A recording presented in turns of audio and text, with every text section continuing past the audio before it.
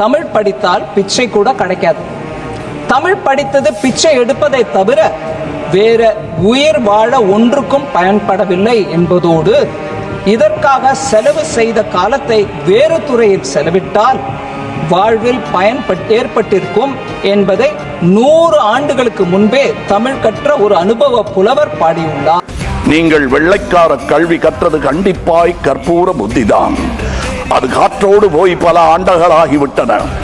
அதன் பிறகு உங்கள் பிச்சை பாத்திரம் உருமாற்றப்பட்டது. பிச்சை குவளை பெரும் உண்டியலானது. அந்த உண்டியலை உடைத்து நிதி திரட்ட உதவுவோர் இன்று தமிழரை பார்த்து என்ன சொல்லுகிறீர்கள்? தமிழ் பிச்சை எடுக்க கூட உதவாதா? ஓரளவு உண்மைதான். ஒரு தெற்கத்தி அறிவுரை தங்காய். தமக்கென உங்கள் நிதியை திரட்ட ஆங்கிலத்தில் இந்தியில் பிச்சை எடுக்கலாமே. தமிழ் பிச்சை எடுக்க உதவாது, திருடவும் உதவாது. தமிழன் பிச்சை எடுக்க மாட்டான், அதுவும் உங்கள் பிச்சையை ஏற்கவே மாட்டான்.